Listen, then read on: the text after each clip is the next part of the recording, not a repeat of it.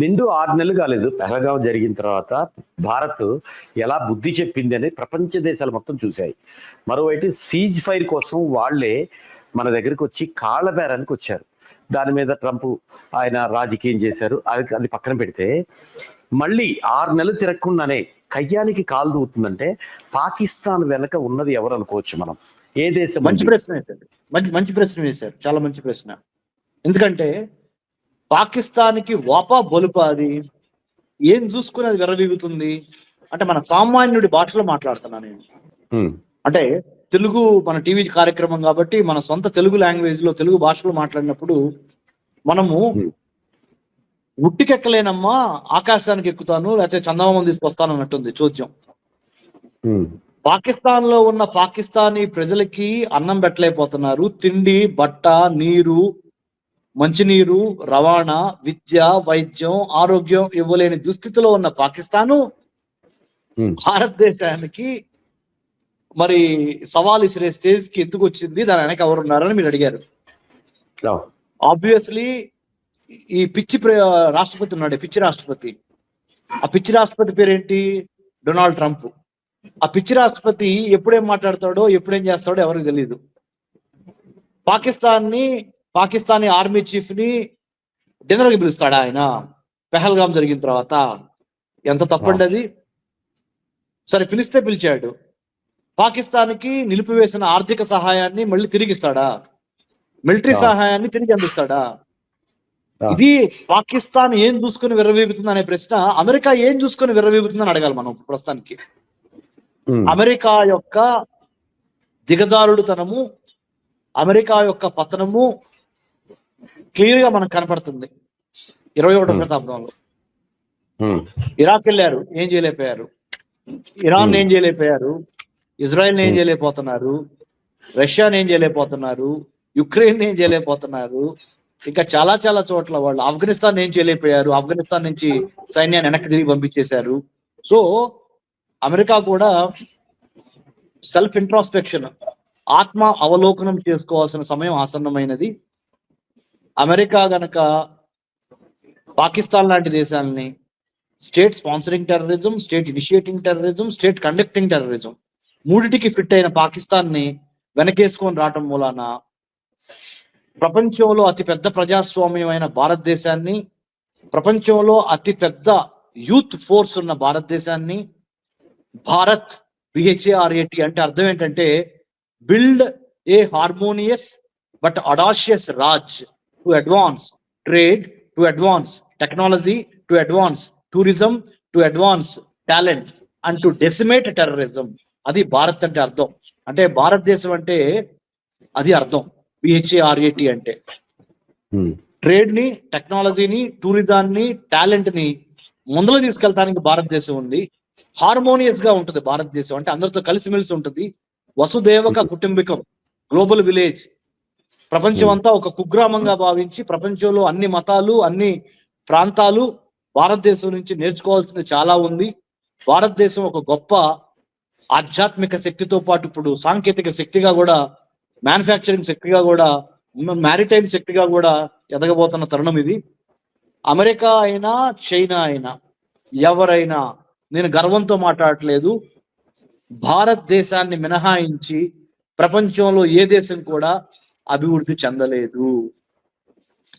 భారతదేశాన్ని మినహాయించి, భారతదేశాన్ని పక్కన పెట్టి ప్రపంచంలో వెంకట్ గారు ఏ దేశం కూడా అభివృద్ధి చెందలేదు. ఆ రోజులు భారతదేశానికి వచ్చేసినాయి. 2025 అక్టోబర్ 10 మధ్యాహ్నం 2:45-50 మన ఇద్దరి మధ్య ఈ సంభాషణ జరుగుతున్న నేపథ్యంలో భారతదేశంలో 140 కోట్ల జనాభాతో number 1 country, population wise, GDP wise 3rd or 4th largest economy, more than 50% youth ఉన్న దేశం భారతదేశం. అంటే యువత, ప్రపంచంలో మీరు దేన్నైనా కొనొచ్చు కానీ యవ్వనాన్ని కొనలేరు. ఆ యవ్వనస్తులు ఉన్న దేశం భారతదేశం. ప్రపంచంలో మీరు దేన్నైనా కొనొచ్చు కానీ అందరినీ సమదృష్టితో చూసి అందరు బాగు ఆకాంక్షించే భారతదేశాన్ని కొనలేరు.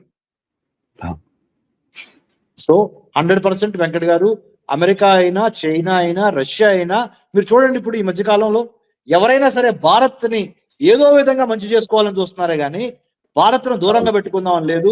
చిన్న ఉదాహరణ, ఇప్పుడు రవి అస్తమించిన సామ్రాజ్యం బ్రిటిష్ సామ్రాజ్యానికి సంబంధించి మరి ఇంగ్లాండ్ నుంచి ఆ ఓడిపోయిన బ్రిటిష్ వాళ్ళు ఇప్పుడు యునైటెడ్ కింగ్డమ్ గా ఏర్పడి ఇప్పుడు యునైటెడ్ రమేష్ కింగ్డమ్ గారు, prime Ramesh minister yeah Ramesh గారు యా క్వశ్చన్ వైజ్ వెళ్దాం ప్లీజ్.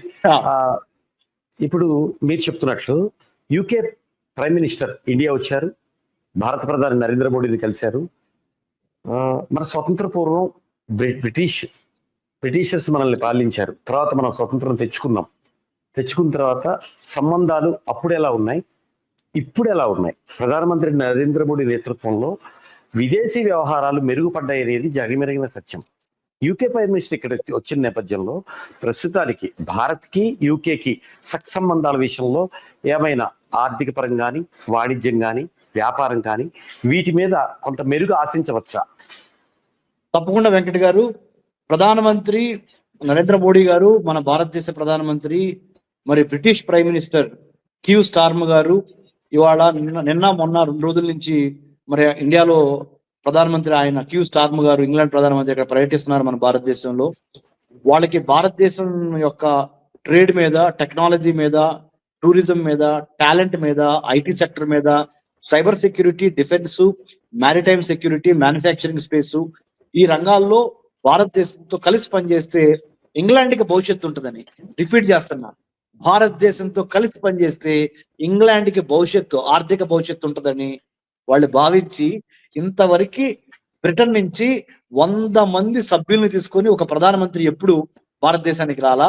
ఈ ప్రస్తుతం పర్యటిస్తున్న ప్రధానమంత్రి క్యూ స్టార్మ్ గారు మరి ఇండియాలో నిన్న మొన్న పర్యటన చేయటం అనేది దానికి చిన్న ఉదాహరణ. భారత్ ని కాదని ప్రపంచంలో ఎంత పెద్ద పవర్ అయినా ఏమీ చేయలేదంటే చిన్న ఉదాహరణ. ఈ మధ్య బ్రిక్స్ టారిఫ్లు కావచ్చు, అమెరికా విధిస్తున్న టారిఫ్లు కావచ్చు, ఆ నేపథ్యంలో బ్రిక్స్ దేశాలు ఒకటిగా ఏర్పడ్డాయని వార్తలు వస్తున్నాయి. సో చైనాకి మనకి ఇప్పుడు సంబంధాలు ఏమైనా మెరుగుపడ్డాయా? ఈ సంబంధాలు మెరుగుపడితే ఒకవేళ ఇంతే కొనసాగుతాయా? తప్పనిసరిగా కోవిడ్ సమయంలో సంబంధాలు చాలా అత్యంత కఠినమైన పరిస్థితులకు వెళ్ళిపోయినాయి భారతదేశానికి చైనాకి మధ్య. మీకు ఇందాక చెప్పాను వెంకట్ గారు, మళ్ళీ మన తెలుగు రాజ్యం ఛానల్ చూస్తున్న మన ప్రజలకి చెప్తున్నా, భారతదేశానికి 15,000 కిలోమీటర్ల భూ సరిహద్దు ఉంటే అందుట్లో 3,488 కిలోమీటర్ల భూ సరిహద్దు చైనాకి భారతదేశానికి మధ్య ఉన్నది. కోవిడ్ సమయంలో చైనా క్రియేట్ చేసిన కరోనా మహమ్మారిని తప్పించుకొని భారతదేశము నెంబర్ 1 గా ఫార్మా క్యాపిటల్ ఆఫ్ ఇండియా అంటే హైదరాబాద్, నెంబర్ 1 గా వ్యాక్సిన్ క్యాపిటల్ ఆఫ్ ఇండియా అంటే న్యూఢిల్లీ, భారతదేశం అంటే ప్రపంచం నుంచి చూసినప్పుడు మనం మంచి పేరు తెచ్చుకున్నాం.